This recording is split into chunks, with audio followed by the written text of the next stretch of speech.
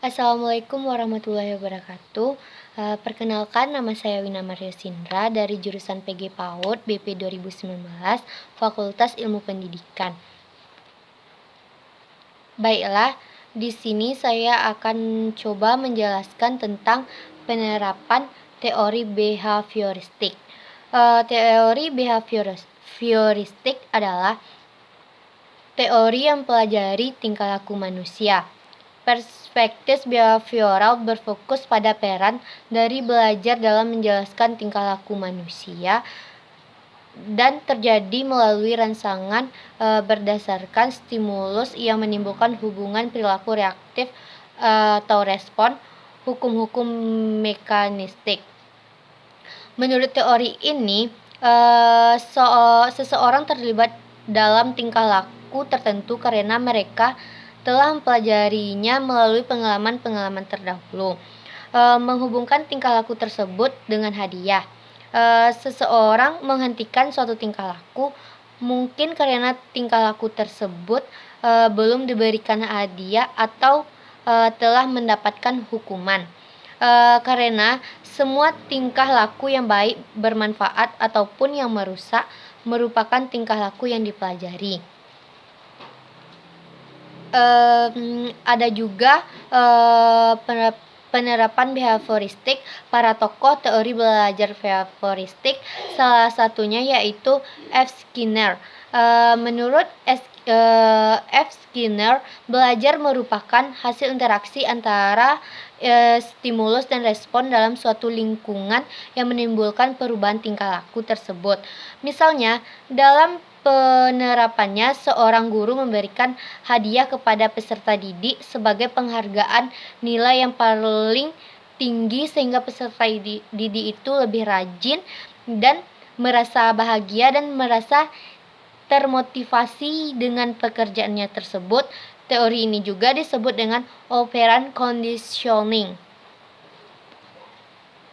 Ada juga premis dasar teori belajar behavioristik. Ada 3, yaitu yang pertama, belajar dimanifestasikan oleh perubahan perilaku. Yang kedua, lingkungan membentuk perilaku. Yang ketiga, prinsip-prinsip kedekatan. Prinsip-prinsip kedekatan, seberapa dekat waktunya dua peristiwa harus dibentuk untuk ikatan, dan penguatan segala cara untuk meningkatkan kemungkinan suatu peristiwa akan terulang. Sangat penting untuk menjelaskan proses pembelajaran tersebut.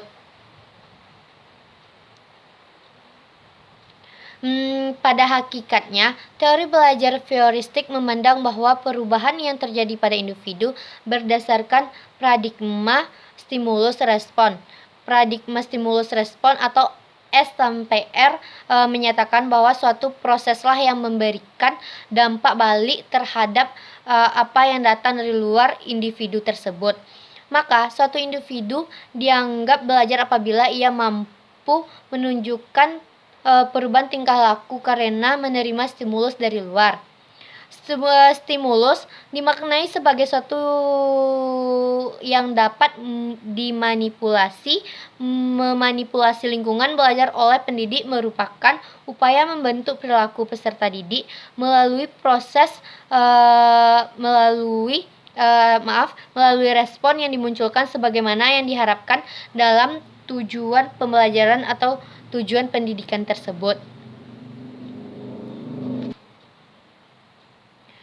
Proses stimulus respon ini terdiri dari beberapa unsur, yaitu yang pertama, drive atau dorongan, yang kedua stimulus atau rangsangan, yang ketiga respon atau reaksi, yang keempat reinforcement atau penguatan. Yang pertama, drive atau dorongan itu yaitu peserta didik akan merasakan adanya kebutuhan terhadap sesuatu sehingga dirinya terdorong untuk memenuhi kebutuhan tersebut. Yang kedua, stimulus atau rangsangan itu guru memberikan stimulasi yang menyebabkan timbulnya respon dari peserta didik tersebut. Yang ketiga, respon atau reaksi, yaitu respon akan muncul dari peserta didik sebagai bentuk balasan dari stimulus yang diterimanya dari guru tersebut. Yang keempat, reinforcement atau penguatan, guru memberikan kegembiraan atau menimbulkan kebutuhan yang nyata supaya peserta didik tergerak untuk memberikan respon kembali terhadap stimulus yang dia berikan. Adapun penerapan teori belajar behavioristik dalam pembelajaran berdasarkan teorinya adalah sebagai berikut.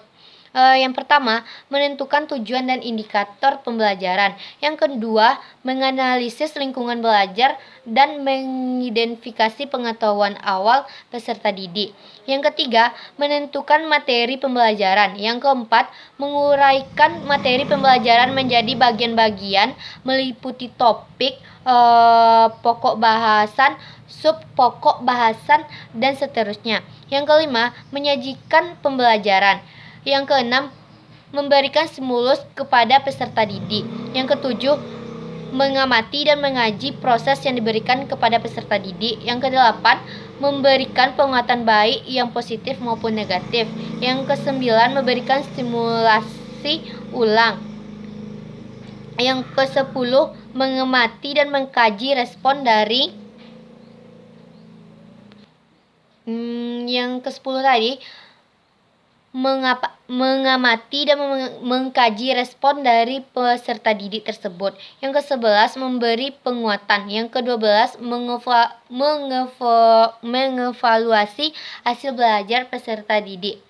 Ada juga yang teori yang saya baca dan saya dapatkan, yaitu model-model pembelajaran yang berlandaskan teori behavioristik. Di antaranya adalah yang pertama, model pembelajaran reasoning dan problem solving. Yang kedua, model pembelajaran problem based instruction. Yang ketiga, model pembelajaran perubahan konseptual. Yang keempat, model pembelajaran group investigation. Yang kelima, model pembelajaran industri. Demikianlah, hanya itu yang dapat saya sampaikan dan saya jelaskan. Kalau ada kekurangan atau kesalahan, mohon dimaafkan. Saya ucapkan terima kasih. Wassalamualaikum warahmatullahi wabarakatuh.